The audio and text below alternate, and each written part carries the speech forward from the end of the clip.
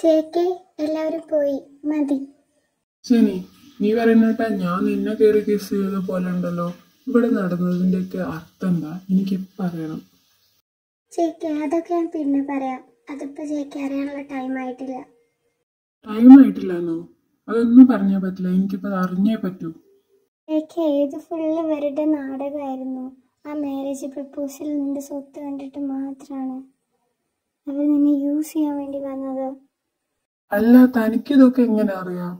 ഇനി അങ്ങനെ ആണെങ്കിൽ തന്നെ താൻ എന്നോട് വന്നിട്ടല്ലേ പറയണ്ടേ? ചേക്കെ അവളെ എനിക്ക് നന്നായിട്ട് അറിയാം. അവൾ എൻ്റെ എനിമിയാ. അവളെ എനിക്കെതിരെ കളിക്കാൻ വേണ്ടി ഇത് അറ്റം വരെ പോവും. അതെനിക്ക് നന്നായിട്ട് അറിയാം. അതാ ഞാൻ അങ്ങനെയൊക്കെ ചെയ്തേ.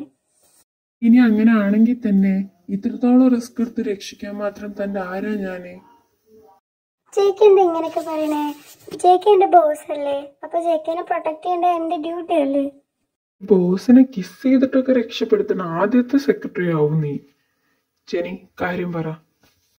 ചേക്കെ മൈൻഡ് യുവർ ലാംഗ്വേജ്. എന്തൊക്കെയാ നീ വിളിച്ചു പറയണേ? നിനക്ക് ചെയ്യാം, ഞാൻ പറയുന്നതിലല്ലേ പ്രശ്നം. ഞാൻ നിന്നോട് ഒന്നേ ചോദിച്ചിട്ടുള്ളൂ, ഞാൻ നിന്റെ ആരാ? You are not just my boss. Then what? അതിന്റെ ഉത്തരം നീ എന്നോടല്ല ചോദിക്കണ്ടേ, നീ സ്വയം കണ്ടുപിടിക്കുക. നിന്നിലൂടെ മാത്രമേ അതിന് ആൻസർ കിട്ടുള്ളൂ. അതെന്താ ജെനി അങ്ങനെ പറഞ്ഞിട്ട് പോയേ? എന്റെ കർത്താവേ, എനിക്കൊന്നും മനസ്സിലാവുന്നില്ലല്ലോ. ജെനി, നീ എന്തൊക്കെയാ ചേക്കിനോട് പറഞ്ഞേ? ഇപ്പൊ എല്ലാം കയ്യിന്ന് പോയായിരുന്നു. എന്തായാലും ഹാഫ് ഡേ ലീവ് എടുക്കാം. മാനേജറിനെ വിളിച്ച് പറഞ്ഞു പോകാം. മാനേജർ? യെസ് മാഡം, പറയൂ. ഞാൻ ഹാഫ് ഡേ ലീവാണ്. ചേക്കിനോടൊന്ന് പറഞ്ഞേക്ക്. ഇന്ന് ബോസ് ഇവിടെ അല്ല, ബോസ് നേരത്തെ പോയി. അതെന്ത് പറ്റി ചേക്ക് നേരത്തെ പോവാൻ? ഇല്ല മാഡം, ഒന്നും പറഞ്ഞില്ല. ഇങ്ങനെ നമ്മുടെ ജെനി വീട്ടിലേക്ക് പോന്ന് അവൾ ഒന്നും അറിയാതെ ആലോചിച്ചിരിക്കുന്നു. ഇന്ന് നടന്ന കാര്യങ്ങളും ചേക്കായിട്ടുള്ള വഴക്കും ഒക്കെ. എനിക്ക് വല്ല കാര്യം ഉണ്ടായിരുന്നു? ഒന്നും വേണ്ടായിരുന്നില്ല. എന്നാലും ചേക്ക് എന്തായിരിക്കും ഇന്ന് നേരത്തെ പോയിട്ടുണ്ടാവുക? അത് എന്നോടൊരു വാക്ക് പറയാതെ എന്തെങ്കിലും പ്രശ്നമായിട്ടുണ്ടാവോ? എന്തായാലും നാളെ ചെന്ന് നോക്കാം. Good morning, madam. Good morning, madam. Good morning, madam. Good morning, madam.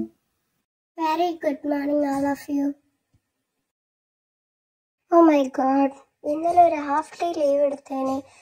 ഒരു ലോഡ് വർക്ക് പെൻഡിങ് ആയി കിടക്കണ്ടല്ലോ. അതൊക്കെ ഇനി ചെയ്ത് തീർക്കണം. Excuse me, madam. Yes. JK sir കുറച്ച് ഡേയ്സ് ലീവ് ആയിരിക്കും. അതെന്ത് പറ്റി? എന്നോടൊന്നും പറഞ്ഞില്ലല്ലോ. മാഡത്തിനോട് പറയാൻ എന്നോട് പറഞ്ഞു. ഓക്കെ. ഓഹോ, നീ രണ്ടും കൽപ്പിച്ചാലേ. എന്തായാലും ഈ ജെനിഫർ ക്രിസ്റ്റീനെ നീ ഇതുവരെയായിട്ട് മനസ്സിലാക്കിയിട്ടില്ല. സാർ പറഞ്ഞിട്ടുണ്ട് മാഡത്തിനോട്. എന്നിട്ട് അവളുടെ റിയാക്ഷൻ എന്തായിരുന്നു? മാഡത്തിന് എന്ത് റിയാക്ഷൻ? മാഡം നല്ല കൂളായിരുന്നു. ഓഹോ, അതൊക്കെ മാറിക്കോളും വഴിയെ. എന്നാ താൻ വെച്ചോ, അവിടെ എന്തുണ്ടായാലും എന്നെ വിളിച്ചറിയിക്കണം. ഓക്കെ സാർ, ഞാൻ എല്ലാം വിളിച്ചറിയിച്ചോളാം. ഇനി കുറച്ച് ദിവസം റെസ്റ്റ് എടുക്കണം. അവൾ അവിടെ ഒരുക്കി തീരട്ടെ. മമ്മി, ഫുഡ് എടുത്തേക്ക്. ഈ നേരത്തെ ഇപ്പൊ ആരാ? എന്തായാലും പോയോക്കാം. എടാ അനിയ, I missed you so much.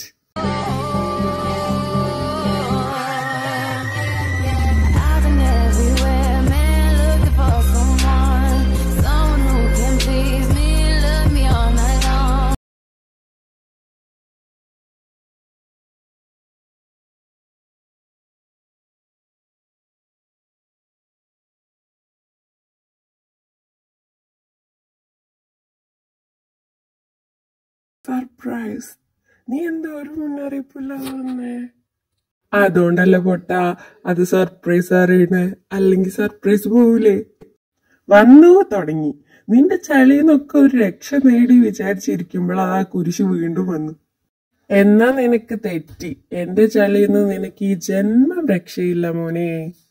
അല്ല നിന്നെ കണ്ടിട്ട് ഇപ്പൊ എന്ത് കിട്ടാനാ? എവിടെ എന്റെ മമ്മിക്കുട്ടി? ചേക്കേ അതാരാ നോക്കിയോ നീ?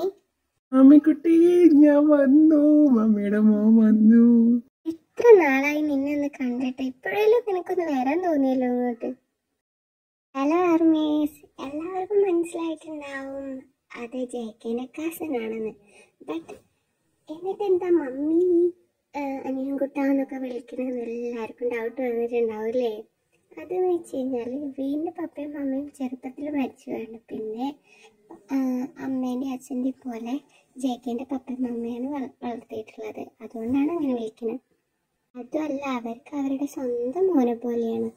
സ്വന്തം മോനെ പോലെയല്ല, സ്വന്തം മോനാണ്. ബട്ട് അത് ആർക്കും അറിയില്ല. അത് ജൂണിനും ജീനിക്കും മാത്രമേ അറിയുള്ളൂ. വരാൻ ആഗ്രഹമില്ലാത്തോണ്ടല്ലോ മമ്മി. മമ്മിയുടെ ഹസ്ബൻഡ്, അതായത് എന്റെ പപ്പ, അങ്ങേര് ഉള്ള ജോലിയൊക്കെ എന്റെ തലയിൽ വെച്ച് തന്നിട്ടല്ലേ എനിക്ക് ഇങ്ങോട്ട് വരാൻ പറ്റാത്ത. എടാ ചേട്ടൻ തണ്ടി, നീ എന്റെ പപ്പേനെ പറഞ്ഞാ നീ വിവരം അറിയും. ആഹാ, പപ്പ പുത്രനെ പറഞ്ഞല്ലോ. ഭർത്താവേ വന്നു, രണ്ടും തുടങ്ങി. മതി മതി, ഇനി വല്ലതും കഴിച്ചിട്ടാവാം. അത് പോയിന്റ്, നല്ല വിശപ്പുണ്ട്. ചേക്കെ നിന്റെ 1 month ലീവ് ഞാൻ അക്സെപ്റ്റ് ചെയ്തിട്ടുണ്ട് കേട്ടോ. എന്തിനാടാ നീ 1 month ഒക്കെ ലീവ് എടുക്കാനേ? എനിക്ക് എന്തോ ഒരു മൂഡില്ല. പിന്നെ പാരീസിൽ പോയിട്ട് എൻ്റെ ഫ്രണ്ട്സിനെയൊക്കെ കാണണം, കോളേജ് ഫ്രണ്ട്സിനൊക്കെ ഒന്ന് കാണണം. എന്നാൽ ഡെറിക് മോന് കമ്പനിയിൽ ജോയിൻ ചെയ്യും. അപ്പം പപ്പ നമ്മളെ UK ബിസിനസ്സോ അത് നമുക്ക് വേറെ ആരെങ്കിലും ഏൽപ്പിക്കാം. എന്തായാലും നിങ്ങൾ രണ്ടുപേരും എൻ്റെ അടുത്ത് വേണമെന്നാണ് എൻ്റെ ആഗ്രഹം. പിന്നെ ഇവൻ വരുമല്ലോ. ഇപ്പോൾ 1 month കഴിഞ്ഞാൽ അവൻ വന്ന് വീണ്ടും ജോയിൻ ചെയ്യുമല്ലോ. ഓക്കെ പപ്പ, എനിക്കും ഇവിടെ നിന്ന് നിങ്ങളൊക്കെ കണ്ടിട്ട് വർക്ക് ചെയ്യാൻ തന്നെയാണ് ഇഷ്ടം. എന്നാൽ നാളെ നിനക്ക് ജോയിൻ ചെയ്യാനുള്ള എല്ലാ കാര്യവും ഞാൻ ശരിയാക്കാം. പിന്നെ ഇവൻ വരുന്നവരെ ഇവൻ്റെ സെക്രട്ടറി അതുണ്ട്.